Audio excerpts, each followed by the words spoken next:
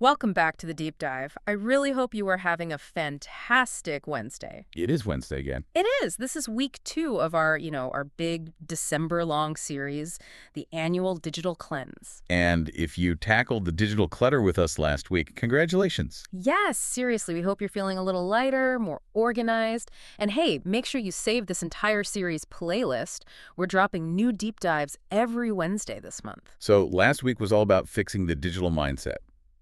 This week, Ooh, this week we move on to fixing the digital infrastructure. that sounds serious. It is. Our deep dive today is a full account security review. The goal here is pretty simple.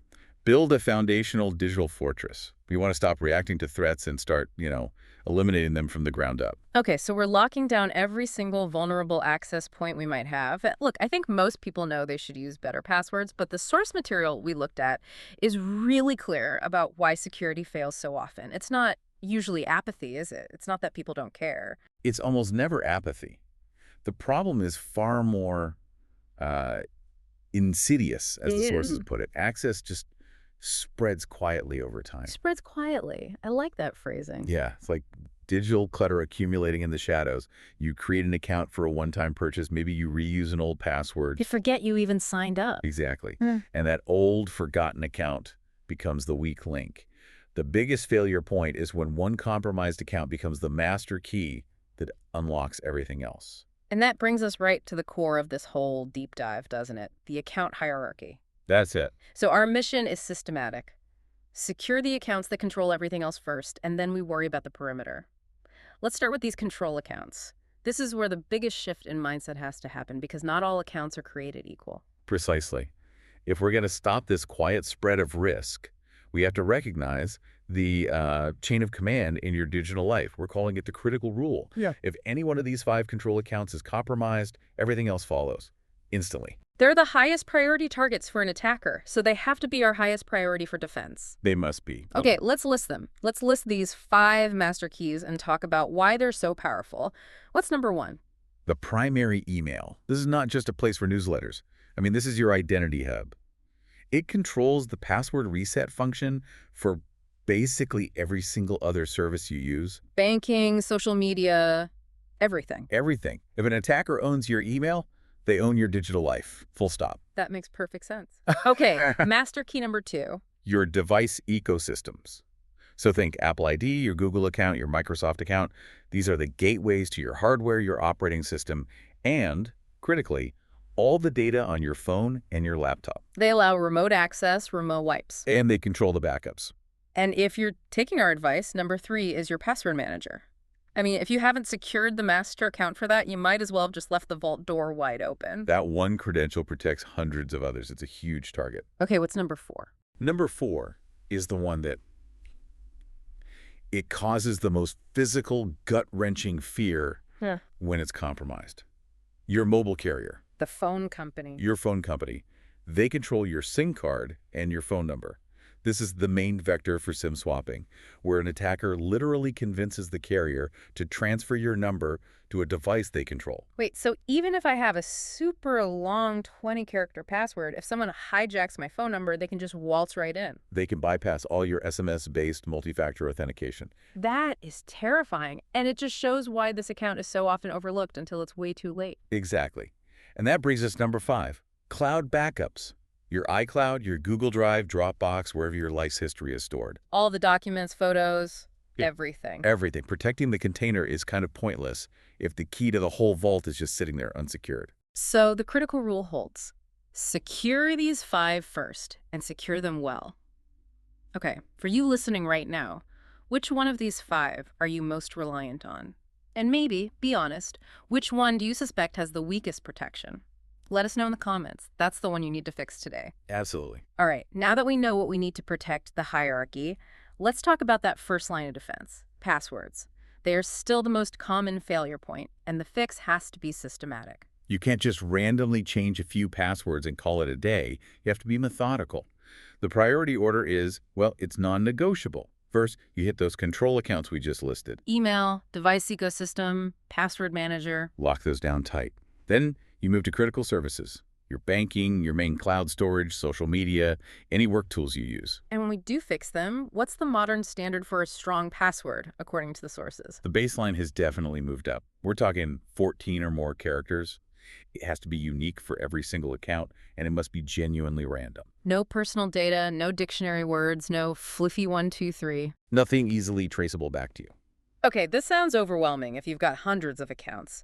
How do you actually execute this audit in a practical way? You use the tool you should already have. You export the password list from your password manager or your browser. Then you flag everything that's reused, anything under 12 characters, or anything that's older than 12 months. Okay, hold on. Why the 12-month cutoff? If a password is truly strong and random, why change it? Because big companies often don't reveal a data breach until months, sometimes a year after it happened. A 12-month rotation closes that gap. It means that if your password was in some unannounced breach from last spring, it's already useless to an attacker now. That makes sense. And the directive is super clear. Replace them immediately. Don't put it on a to-do list for later. Don't fix later. You fix it immediately, using a password manager to generate something truly strong and unique. Look, we are way past the point where a password manager is optional. It is the absolute foundation of modern security. Any specific recommendations from the sources? Yeah, they often point to tools like Bitwarden, which is referred for being local first, open source, and 1Password, which is more cloud-based and very user-friendly. Find one that fits your workflow, but you have to use one. You have to. That leads perfectly into the second layer of defense, which is multi-factor authentication. But, and this is a big but, we need to talk about doing it correctly. MFA is the single most effective defense against automated attacks. The numbers are just staggering. It blocks 99.9% of credential theft attempts. But it only works if you understand the hierarchy of protection. Not all MFA is created equal. Okay, let's break down that hierarchy, starting with the weakest option, which you already mentioned is vulnerable to that SIM swapping threat. That's the weakest by far. SMS codes, Yeah. text message codes. Yeah. Because of SIM swapping, you should only ever use these as an absolute last resort. So what's the recommended standard? The clear recommended option is authenticator apps. So Google, Authenticator, Authy, tools like that. The codes are time-based. They're generated locally on your device, which makes them much, much safer. And the gold standard, the best you can get. That would be hardware keys. A YubiKey, for example, this is a physical device that you have to plug in or tap near your phone to log in. It's like having a physical key to your digital vault. It pretty much removes the possibility of remote compromise entirely. So we need to apply the strongest available MFA to our primary email, our device ecosystems, the password manager master account, and all financial accounts. Absolutely non-negotiable. Which brings us directly to step 3, device lockdown. Securing the device ecosystems themselves, Apple, Google, Microsoft, so many people skip this step. They do, and they forget that they are securing the master keys that control remote wipes and all their cloud backups. It's so critical. So we have 4 key actions here. First, obviously, is the password update. Action 1, update the device account password. Make sure it meets that strict 14-plus character, unique, random standard we just set. Action 2. Enable multi-factor authentication immediately. And make sure you are using an authenticator app or a hardware key. Do not rely on SMS alone for these accounts. Okay, action 3.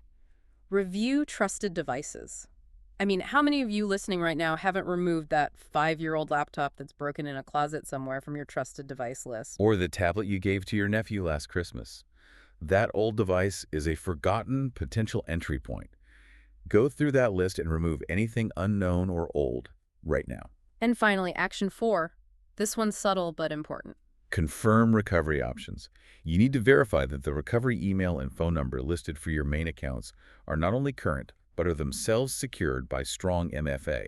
You can't let your backup plan become your weakest link. You've got so many clear steps to take now, and we are really covering a ton of actionable security strategy today. If you're finding this deep dive valuable and you want to make sure you don't miss the rest of this digital cleanse series, please just take a moment to subscribe to our YouTube NCWEBDEV channel. It really helps us out. We'd appreciate it. Also, we're curious, what specific security feature do you find the most confusing? Is it setting up those hardware keys? Maybe knowing which devices to trust? Drop a comment and let us know. Okay, on to step 4. Account cleanup.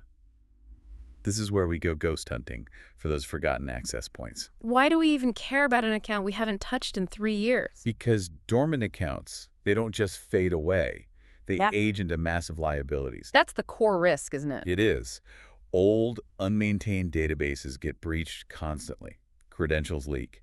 And suddenly that forgotten account from some t-shirt site you used once becomes a pivot point if you reuse that password somewhere important. And that's how attackers move laterally through your entire digital life. It's a classic tactic. So what are some high-risk categories for these digital ghosts? Oh, think about old shopping accounts on niche sites, fitness or travel apps you don't even have installed anymore, old forums you posted on, free trials you signed up for years ago. Even newsletter platforms. Yes.